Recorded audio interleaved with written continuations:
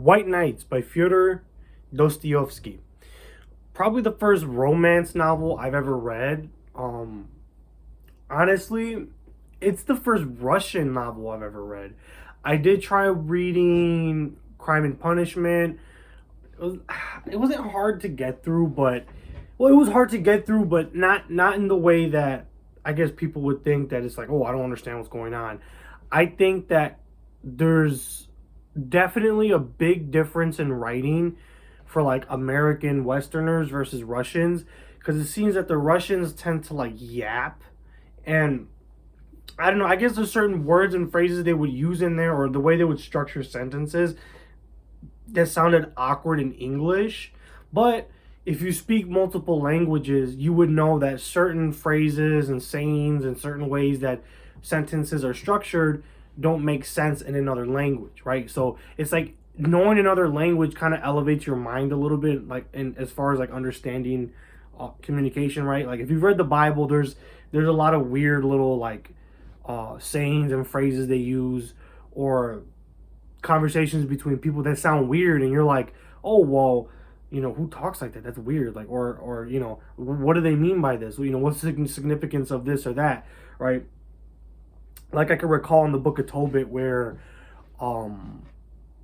I believe Tobit, his son Tobias, he basically was going to go on a journey, and he tells the guy that he was going to journey with, who's your family, from what lineage are you from? Like, what the fuck? Like, to anybody normal, they will be like, that's a weird way of, you know what I mean, talking to somebody. But culturally speaking, and during that time that biblical novella was being written, it made sense because that's how people communicated.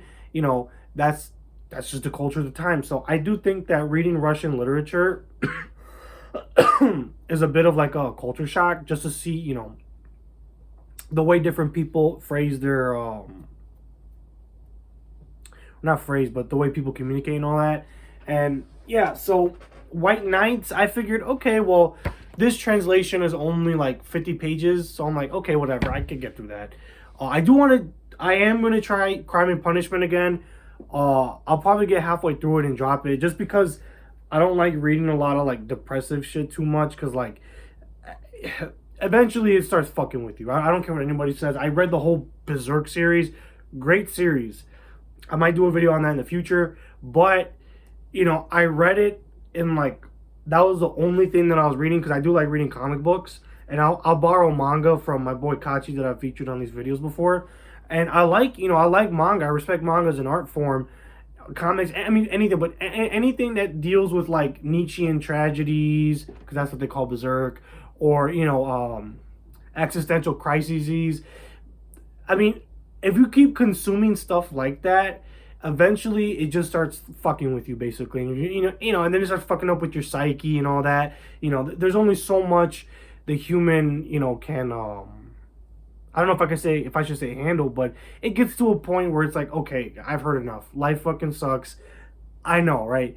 So the theme of this book, or basically what this book is about, is this guy who is not named. He's not named at all in the book. I do know that when you look at the movie for the cast, it says Dreamer, but the girl's name, the girl, the love affair, her name is Nastenka, right? Now, Nastenka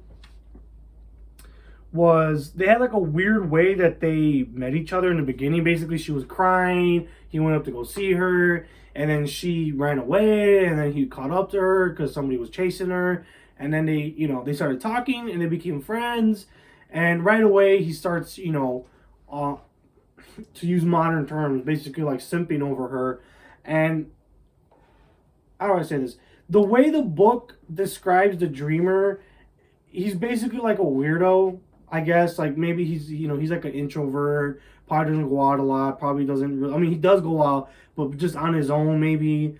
I mean, he talks about his room or his house reeking of tobacco. I mean, don't get me wrong, I like a good cigar myself. I'll have a cigarette if I'm having a beer, but I think anybody in their right mind would open up a window or something, right? But yeah, so he seems to live, the dreamer he really is a dreamer in every sense of the word, because he really does like to live in his own reality. Basically, he likes to live in his own little reality where he gets to make up all these stories and shit, and he doesn't go out a lot, doesn't really talk to people. So obviously, this is going to affect his relationships with other people, right? He even says in the beginning, "Oh, I don't have any friends. My friends are the stars," or some shit. He said in the beginning. I can't. I'm trying to look at my annotation, see if I marked that up or not. But yeah, uh, he very clearly doesn't really have any friends. So, he's yearning for love. He's looking for love, looking for attention from somebody. And he sees that he has that opportunity with Nastenka, right? Now, Nastenka, he obviously falls in love with her because it's a love story, right? And she tells him straight off the bat, she's like, don't fall in love with me. Like, we could be friends and shit. And, you know,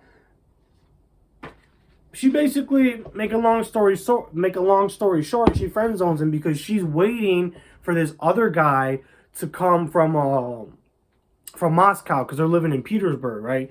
So she's waiting for her true love while he's just there basically occupying her time because, I mean, if you've talked to girls before, women love attention, right? And I guess that's what she was yearning for because she was stuck with her grandmother. And that's another thing. He was talking about being with his grandma all the time. I think he probably was like a rural mama's boy. And that probably also affected his relationships with other women and other people, because if you're being sheltered all the time by your mom or your grandmother, which I'm still going to call him a mama's boy even though it's his grandmother, a lot of the times, sometimes your grandmother or your mother don't want you going out there and doing things that might hurt you or might fuck you up or whatever. And maybe that's what he grew up, maybe that's what he grew up in. Maybe he grew up in a very sheltered environment, never really communicated with anybody. And now it's affected every aspect of his life, friendships, romantic relationships. So, whatever real mama's boy, she's all heartbroken because, fucking lover said he's going to come back. He still hasn't come back.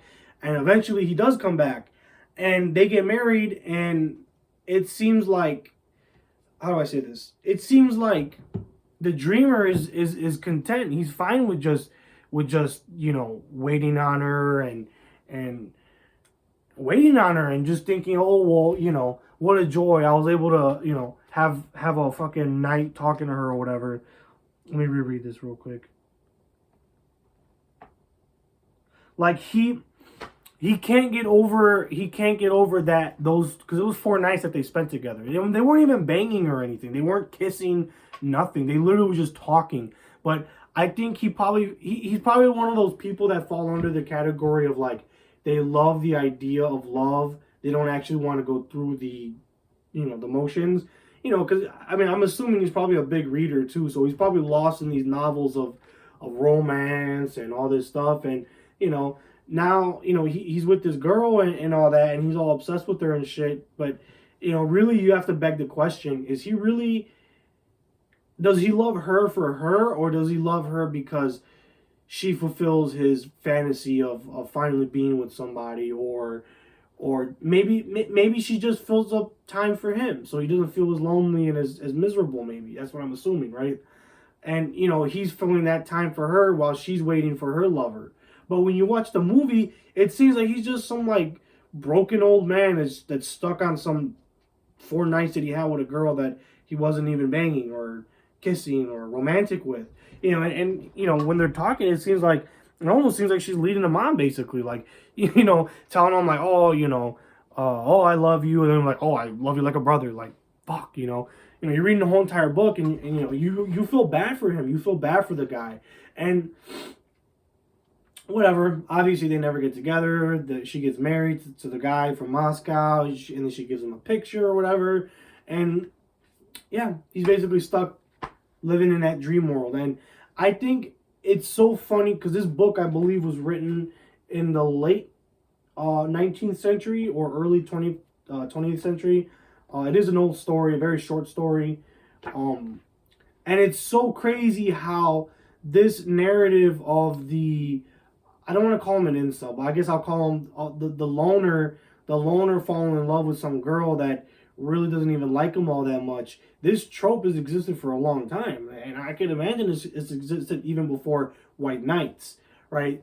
And I think this book is very hell, I think it's important for a lot of guys even today to read, because it's like you have to learn, like you know, you don't want to be like the dreamer, where you're stuck on this idea of love, not actually being in love, because you know, obviously there's a difference between the two, right? And yeah, you know, very interesting story. It wasn't that sad. I thought it was gonna be sadder. I mean, it's sad, but in like a pitiful kind of way, like, oh, you sucker, like, you know what I mean? Like, why are you stuck on this chick that you were like friends with for a few days, right? But I think that it is a interesting novel to read. My first introduction to Russian literature. I recommend anybody read it. If you want a quick little read, a quick little romance, you know, I guess romance if you want to call it that. Yeah. Guys, subscribe, leave a like, leave a comment, let me know what you think. I want to discuss more books on my channel, because this is a commentary channel and I like to talk about random shit. And one of the things I like to talk about, besides music, besides movies or TV shows, is books. And I want to incorporate more books into my rotation of videos. So like, subscribe, and see you guys.